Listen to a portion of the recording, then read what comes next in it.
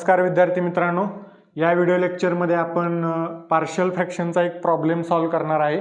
तर सगळ्यात पहिल्यांदा तुम्ही जर चॅनलवर नवीन असाल तर चॅनलला पहिल्यांदा सबस्क्राइब करा।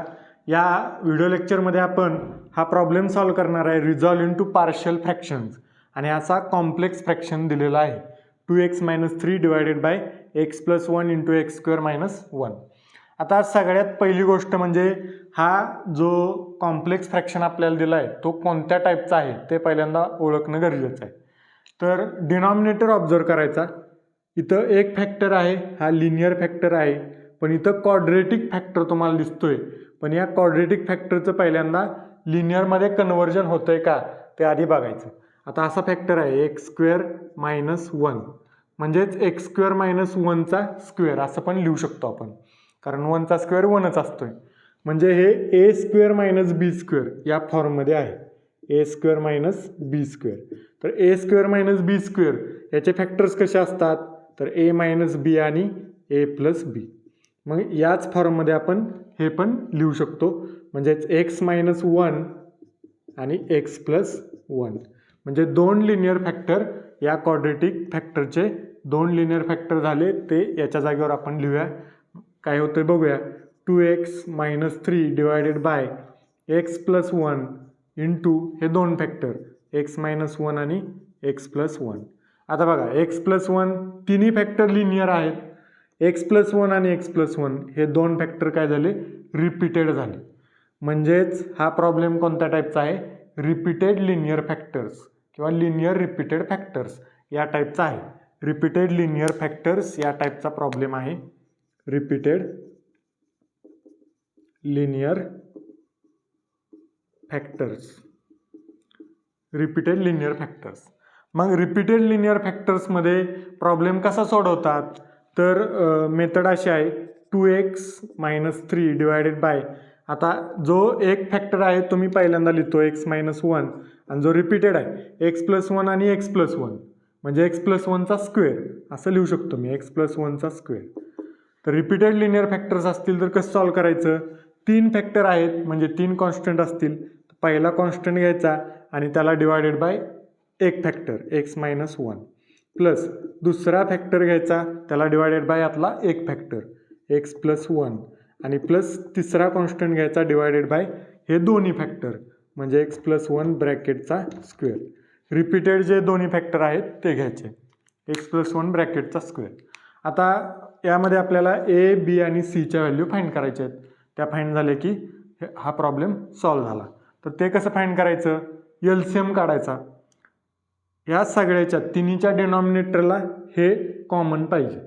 मग हे येण्यासाठी कशानं मल्टिप्लाय करावं लागेल, त्यानं मल्टिप्लाय करून घ्यायचं। इकडची बाजू आहे तशीच 2x + 3 डिवायडेड बाय हे x - 1 आणि x + 1 ब्रॅकेटचा स्क्वेअर इज इक्वल टू, आता इथं x - 1 ऑलरेडी आहे, x - 1 इंटू x + 1 ब्रॅकेटचा स्क्वेअर हे इथं येण्यासाठी x + 1 ब्रॅकेटच्या स्क्वेअरनं खाली मल्टिप्लाय करावं लागेल, खाली केलं की वर पण करावं लागेल, म्हणजे a ला मल्टिप्लाय काय होईल x + 1 ब्रॅकेटचा स्क्वेअर।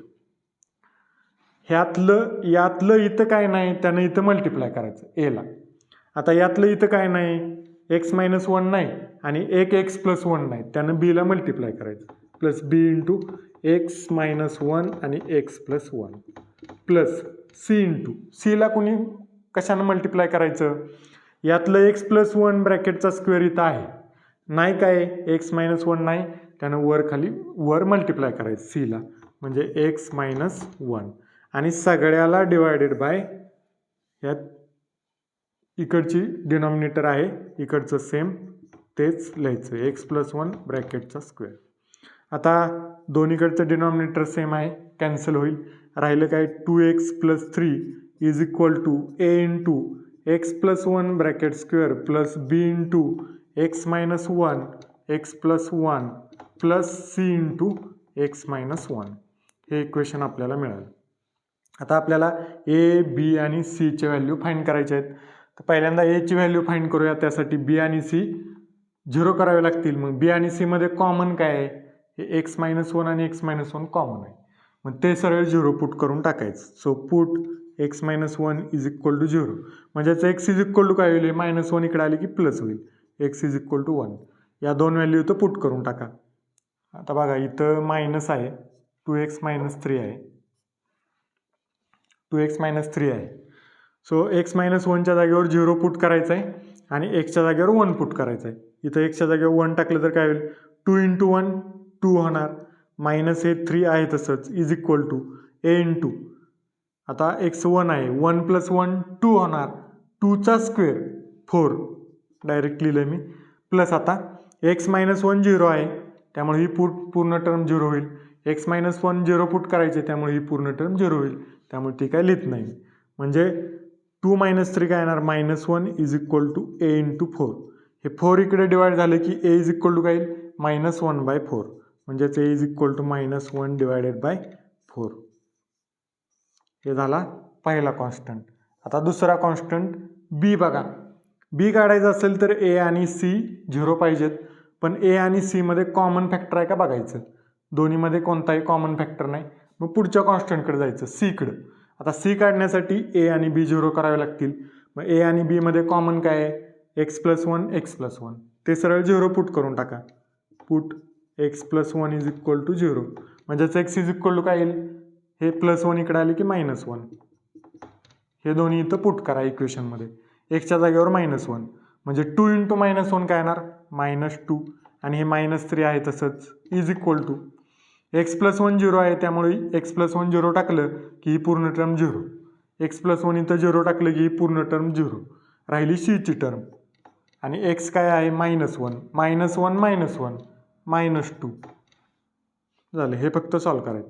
-2 - 3 काय होणार, -5 इज इक्वल टू c × -2, हे -2 इकडे डिवाइड होईल, म्हणजे c is equal to -5 divided by -2, minus minus जाईल, c इज इक्वल टू काय येईल, 5 divided by 2, right, 5 divided by 2.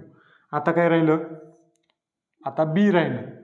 b साठी काय पुट करायचं, put x is equal to, आता b काढण्यासाठी a ची व्हॅल्यू माहीत झाली, c ची माहीत झाली, सरळ xच्या जागेवर 0 पुट करायचं आणि a आणि c च्या व्हॅल्यू टाकायच्या. a इज इक्वल टू काय, -1/4 आणि c इज इक्वल टू आहे +5/2. या 3 व्हॅल्यू पुट करायच्या इक्वेशनमध्ये आणि b ची व्हॅल्यू निघते. मग आता xच्या जागेवर काय टाकायचं आहे, 0, 2 × 0 0 होणार, 0 - 3 -3 इज इक्वल टू a ची व्हॅल्यू काय, -1/4 इंटू x किती आहे, 0, 0 + 1 1, 1चा स्क्वेअर 1, प्लस b आपल्याला फाइंड करायचं, b फाइंड करायचे, 0 x आहे 0, 0 - 1 -1, आणि दुसऱ्या ब्रॅकेटमध्ये 0 + 1 +1, प्लस c ची व्हॅल्यू आहे 5/2 इंटू त्याला ब्रॅकेटमध्ये आहे x आहे 0, 0 - 1 -1. बघा हे आता सिम्प्लिफाय करू, -3 इज इक्वल टू हे -1 × +1, -1च होणार डिवायडेड बाय 4, -1 × 1 -1, -1 × b -b, आणि हे -1 × 5 -5, म्हणजे इथं मायनस होईल, -5/2. आता हे -b मी इकडे घेतो, +b होईल, आणि -3 तिकडे घेतो म्हणजे +3 होईल. आता -b इकडे आणलं की +b झालं, आणि इज इक्वल टू -1/4 हे -5/2, आणि हे -3 इकडे आलं की प्लस झालं, +3/1 म्हणू आपण, 3 म्हणजे 3/1. आता पहिल्यांदा या दोन्हीचा LCM घेऊ, म्हणजे सिम्पली सॉल्व होत जाईल. b इज इक्वल टू या 2 ने इकडे मल्टिप्लाय करा, -2, आणि 4 ने इकडे म्हणजे -25 डिवायडेड बाय खाली दोन्हीचं मल्टिप्लिकेशन, 4 × 2 8, आणि हे +3/1 आहे तसंच. आता वरचं काय होईल, -2 -20 -22 डिवायडेड बाय 8, आणि प्लस हे 3/1. आता बघा 2 भाग जातो इथं, 11 डिवायडेड बाय 4, म्हणजे b इज इक्वल टू किती येते, -11 डिवायडेड बाय 4 +3/1. आता या दोन्हीचा LCM काढू, 1 ने इकडे मल्टिप्लाय करायचं, -11 × 1 -11, प्लस 4 × 12 डिवायडेड बाय 4 × 4, -11 + 12 +1 येते, म्हणजे b इज इक्वल टू 1/4.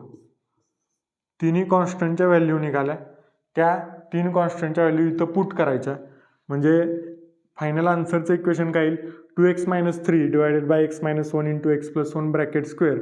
एच्या जागेवर लिहायचं, एच्या जागेवर काय लिहायचं 1/4. बीच्या जागेवर काय लिहायचं 1/4च. आणि सीच्या जागेवर लिहायचं 5/2. -1/4 आहे, -1/4 एच्या जागी. एच्या जागेवर -1/4, बीच्या जागेवर 1/4 आणि सीच्या जागेवर 5/2. हे फायनल तुम्ही इथं लिहिलं की हे झालं आन्सर. तर अशा पद्धतीनं आपण कॉम्प्लेक्स फ्रॅक्शन एक दिलं होतं आपल्याला, त्याचं असं सिम्पल फ्रॅक्शनमध्ये कन्व्हर्जन केलं. थँक्यू.